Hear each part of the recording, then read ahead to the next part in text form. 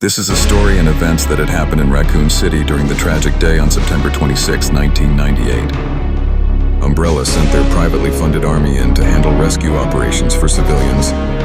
Unknown to them, Umbrella are the ones that set the events in the city.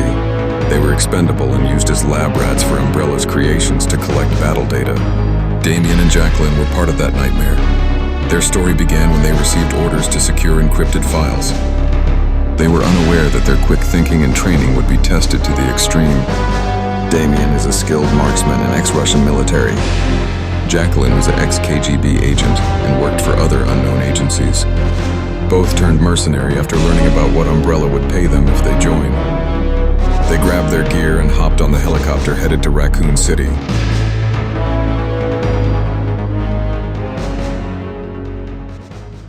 Dropped into chaos, Damien and Jacqueline step cautiously into the crumbling city streets. Inside a diner, they find terrified survivors and escorted them to safety, reaching the facility that their superiors told them to secure encrypted files from. Before they could open the files, they were attacked by BOWs. The group of soldiers they came with were wiped out, leaving them to escape the chaos. With no time to spare, they escape as the facility erupts behind them.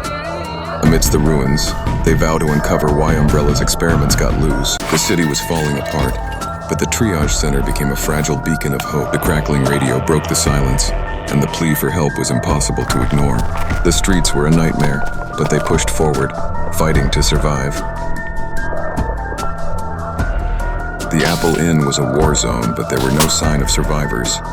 They get a radio call from a Captain Mikhail helping survivors at a subway station. Back at the triage, they ask for assistance but are stopped by a zombie horde attack. The city was falling apart and the triage center wasn't far behind.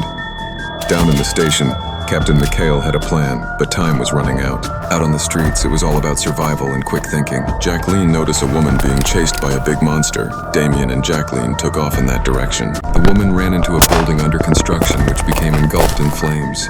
They couldn't go through the streets, so both took to the rooftops, dodging fire and debris as they raced toward the building.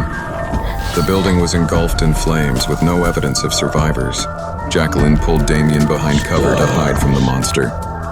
In the safe room of the police station, the radio crackled to life with a message to rally at the zoo. The streets were a graveyard of chaos, but they pressed on, ready for anything. The zoo wasn't the sanctuary they hoped for. It was a trap waiting to spring. Files found at the zoo and underground bunker made them question this whole operation. Returning to the subway, Captain Mikhail and the survivors were gone. From the rooftop, the city looked like a battlefield, overrun and burning. They planned their route carefully, knowing the streets were a death trap. Their attention is grasped by a police car crashing into other vehicles and two individuals bailing out. Damien and Jacqueline leap across rooftops, chasing hope in the chaos. Suddenly, a crackling radio call breaks the silence, urging them toward the Apple Inn. At the Apple Inn, their comrades are trapped, surrounded by snarling creatures clawing at barricades. Jacqueline fights her way down as Damien picks off creatures from above with precision shots. Together, they rally survivors and escape into the shadows of a nearby alley. In the safety of the alley, they plan their next move. Their comrades warn them of a nuclear strike. Damien remembers about a supply depot. The depot wasn't safe. Something worse was waiting for them. They had to think fast. Damien took off to find better firepower, while Jacqueline held the tyrant's attention. With their teamwork, both tyrants were blown up by Damien using a RPG. As the sun rose, they barely made it out alive before the missile hit. A mutated tyrant with an exposed chest cavity jumps on the truck. Jacqueline takes a grenade and pulls the pin. With quick thinking, Jacqueline shoves the grenade in the tyrant's exposed chest, killing it. Silence between them grows heavier as the road stretches on. Together, they drive forward, leaving behind Raccoon City, but their fight is far from over.